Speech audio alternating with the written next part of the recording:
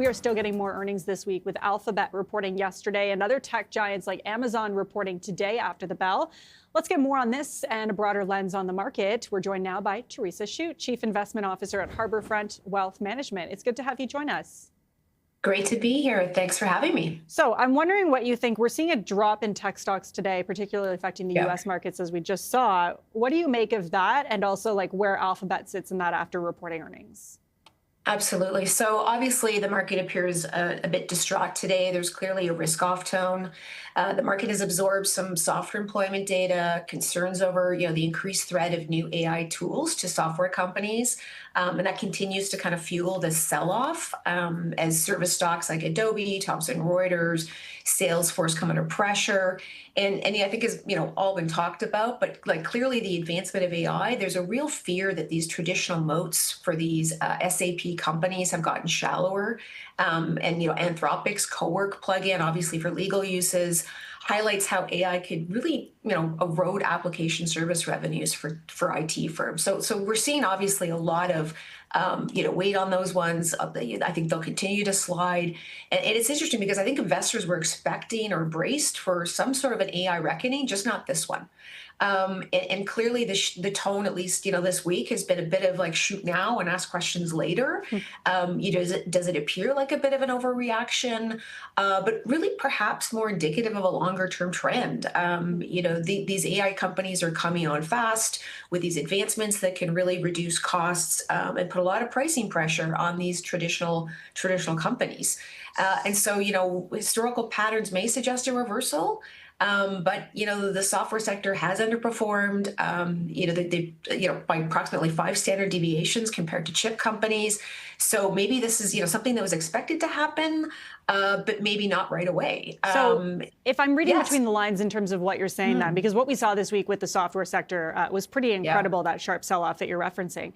Do you think that this could be something we could see more of throughout the year as we start to shift and see AI kind of take over and see these big companies introduce these tools that are maybe very competitive to some software companies?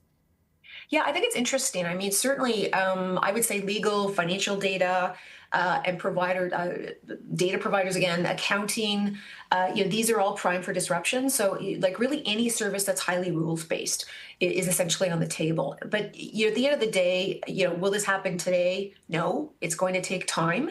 And ultimately, large companies that, use this, kind of mission critical software, they're not going to, swap for language models imminently. And there's always, more bespoke and elegant solutions that these companies will continue to provide. But it's clear with these, these add-ons that, some of these large AI companies, see this maybe as peripheral business. I mean, they can easily come in there and erode market share pretty quickly. And so I think that's what we're seeing. I don't see, these stocks coming back. At least, to recent highs. But I think, was this a bit of a, an overreaction? Probably.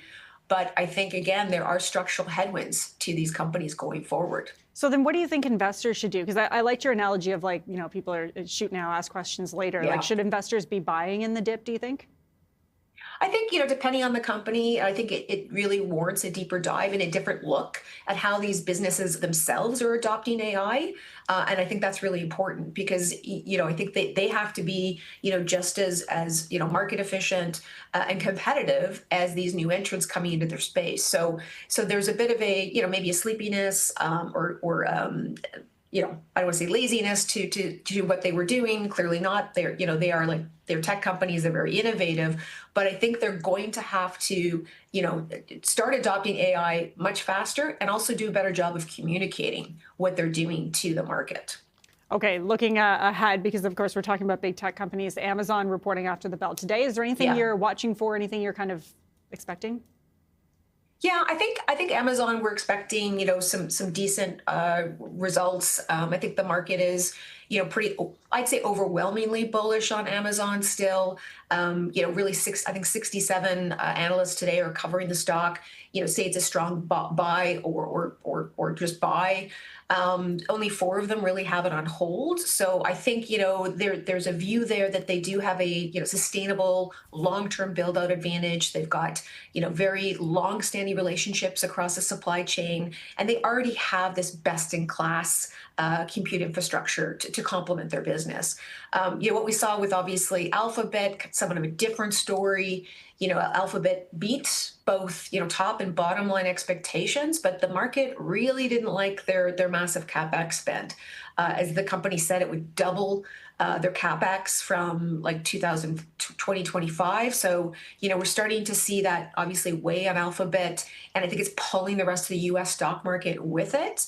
On the bright side, the cloud revenue and traffic acquisition costs surpassed expectations, and even with the higher capex guidance, there is recognition that this infrastructure footprint will create more meaningful moat. And I think what's really interesting is with all this talk about capex, analysts and investors may not like that it's resulting in maybe higher debt or off balance sheet debt. And worries about AI monetization. It's certainly creating a lot of opportunities to invest in the picks and shovels part of that infrastructure. So whether that's through chips or data centers, even through the private market, which is participating in a lot of this infrastructure build out, it has created pretty solid opportunities there. But I think tech is obviously a big part of the S&P 500, but it'll continue to, move markets and influence how investors are thinking about their portfolios. It continues to be very concentrated, but it is an opportunity now, I think, to rotate out of some of these stocks and start looking at industrials, energy, other sectors, a bit more cyclical, now that we're seeing that the U.S. economy still has some legs. Okay, very interesting stuff. We'll have to leave it there for today. Theresa Shutt, I appreciate your time. Thanks so much. My pleasure.